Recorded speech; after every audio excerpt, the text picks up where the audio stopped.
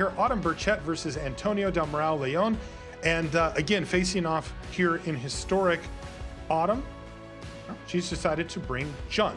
This is the Jund food version, kind of the standard issue Jund. On the other side for Antonio, kind of an interesting take. We got a chance to see on my camera earlier today, Golgari mid-range. Who needs all those other colors?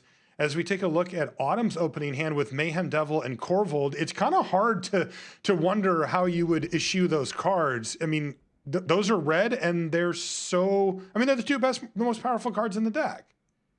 Yeah. Yet Antonio was like, don't need them. It's working for him, I guess, but this is really surprising, and I would have expected to see something like maybe like a Casualties of War in the main, right? Oh, he does, of course. He's got 4 copies. So that was his game plan coming in. I'm going to play this Golgari deck that's really, really solid against creature strategies with all my removal, and I'm going to pack the full 4 copies of Casualties of War to fight this the Jund Food Menace, right? Because when you cast Casualties in this matchup, you will often get 4 targets. You're going to hit a Trail of Breadcrumbs, you're going to hit a land, you're going to hit a creature. So that's kind of his plan. So I imagine he's got to be thrilled going up against Autumn Burchett in this last round. That's right. You know, most of the players in the tournament built their decks at least to consider Jund, right? Sometimes we saw some extreme cases, like in the case of, Luis Scott Vargas and company, where their deck is pretty firmly aimed at Jund. But other people, like Antonio here, clearly had it in mind. And you see some range of that as you go through. But it's really a testament to how powerful this deck is that they can still, I mean, look at this, Autumn's 5-1.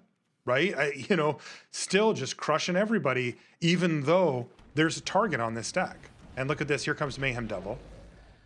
No cat to be seen. And Antonio, I mean, if you can just find an untapped land here and just slam Gargant on, currently Autumn just doesn't have an answer. Yeah. Yeah. Very, very anemic hand here for Autumn Burchett. Couple of Gilded Geese. Maybe a Giganta for down the line, but it's going to take a lot more than that versus a premium threat like Elder. And look at that. Oh. It's a land off the top. Just nothing doing. Yeah, I mean, Go? This is gonna, oh, no. This is going to close out the game quick. And Phyrexian Arena, turn back the clock. What is this deck? Yeah, we're in game number 3 here coming in, and this is a sideboard card for Antonio. Phyrexian Arena.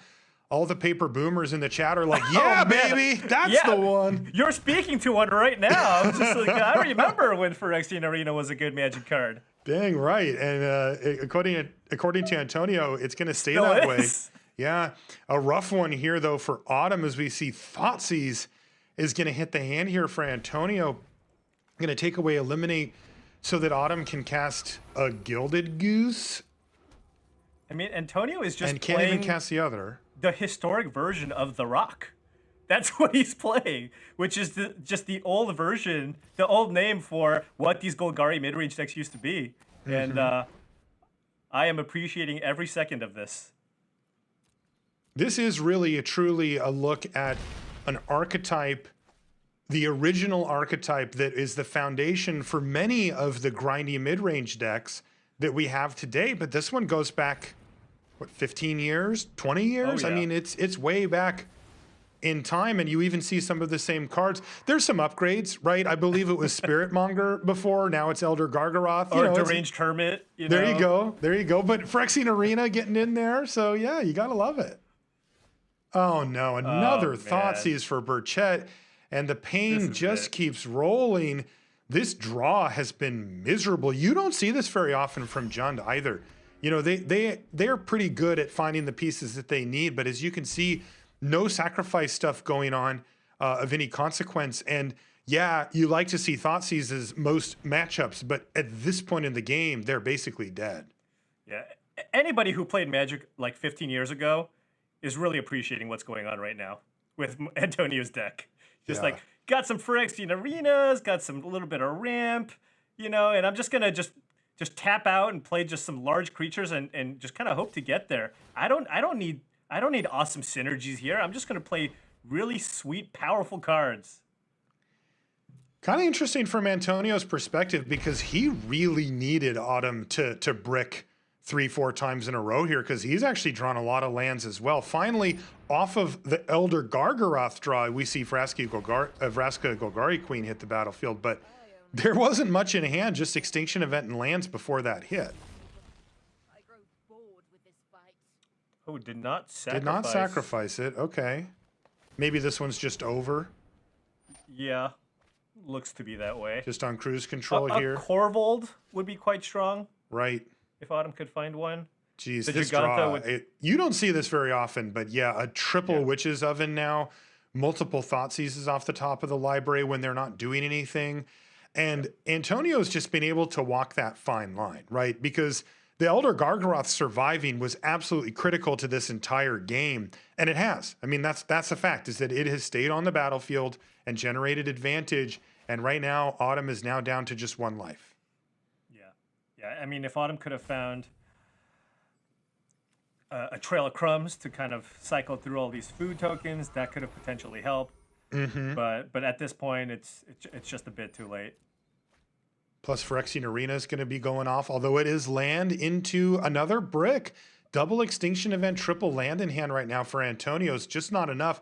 But there is a Zagoth Triumph that can get cycled. There's also potentially a card off of a Gargaroth, and there's a Vraska activation here for a card as well. I'm feeling a Casualties of War here.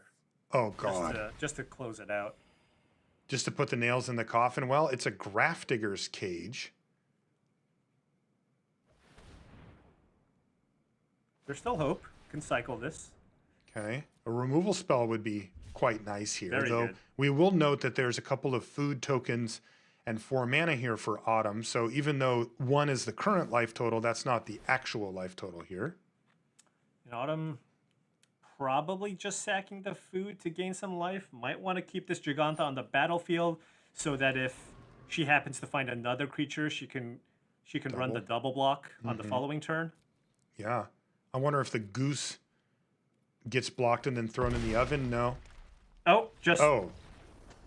what?